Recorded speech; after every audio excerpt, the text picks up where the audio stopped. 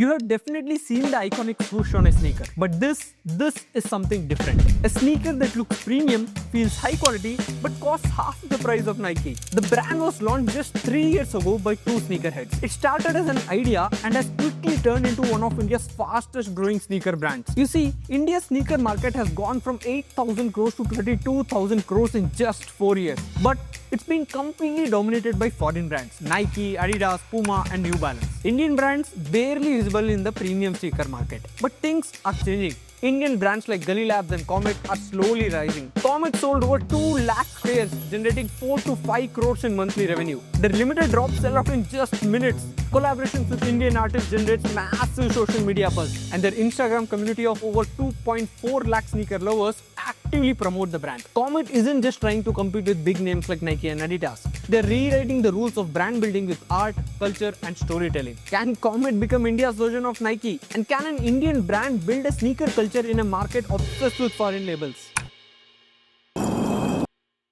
Making such videos takes a lot of effort, and this video was made possible by Lemon, the investment app. For a long time, sneaker culture has been exclusive to the US. The Air Jordans from Nike, Yeezys from Adidas have been the top sneakers, reselling for lakhs of rupees in the market. But this culture has not entered in the Indian footwear market, which is worth around 1.2 lakh crore rupees. The premium sneaker segment is just 2 to 3% of this market. The limited editions or drops from Nike and Puma were not released in India. The Indian consumers had only two options: cheap gym shoes for 500 to 1,500 rupees, or the imported premium sneakers starting at 8,000 rupees and going up to lakhs. Indian consumers were caught between two extremes with nothing in between. There are no sneaker brands that understood the Indian lifestyle. The Indian sneaker market was ready for a disruption. This is the exact problem Utkarsh and Dishant noticed. They grew up as sneaker lovers, not just wearing them, but noticing the little things, the texture, the shapes, and the stories brands told. So they launched Comet in 2023. And here's how Comet cracked the code with 3 brilliant strategies.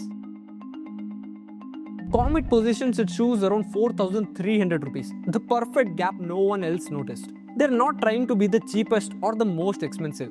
They wanted to be the reasonable premium option for Indians. Comet has cracked this code by creating sneakers that feel expensive enough to make you feel good about wearing them, but reasonable enough that you don't have to save up for 3 months to afford them. They look as good as Nike or Adidas sneakers, cost half the price, and feel authentic, not like a cheap knockoff. Comet position themselves as affordable aspiration for the middle class consumers of India.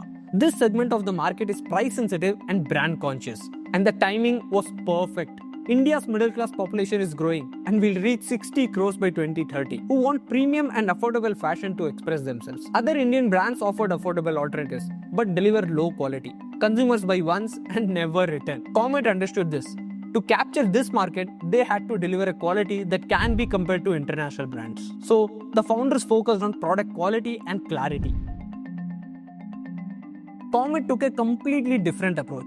Instead of flooding the market and launching different kinds of shoes, Comet concentrated on just 4 types of silhouettes. 3 shoes: Exlos, Aeon, Alter, and Slides. Silhouettes basically means the form or shape of the shoes. Comet launched different models or colors of the shoes within the same 4 silhouettes. A focused lineup makes it easy to understand the brand. Fewer SKUs also mean high production volumes per style, so better unit economics for the brand, better quality control over the product, and easy inventory management.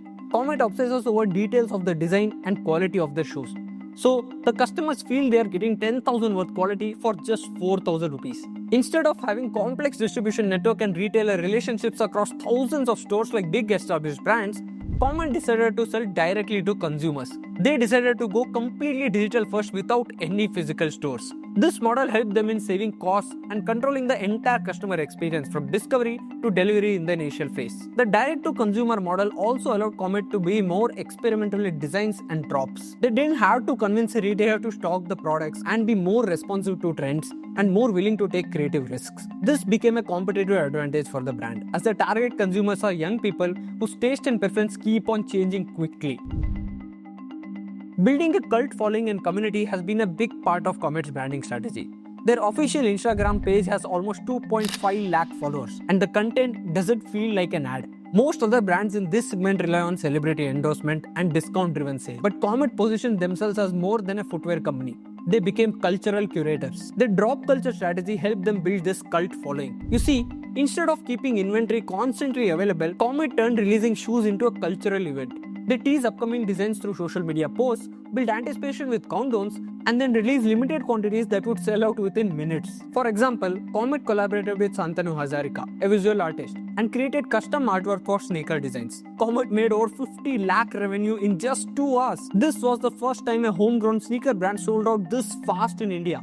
Also, Comet rarely offers discounts on their products, only 10 to 20% max during the festive seasons, because big discounts condition consumers to wait for sales and devalue the brand. Comet's positioning is both smart and risky for a new brand. Smart because it avoids the race to the bottom on the price table, but risky because it assumes customers are willing to pay premium prices for the brand they have never heard of. The sneaker culture in India is still evolving, so it will be a challenge for the new brand. Comet's approach of building a brand rather than just selling shoes is very interesting. Comet understands that in the sneaker business, reputation is everything, and reputation takes time to build.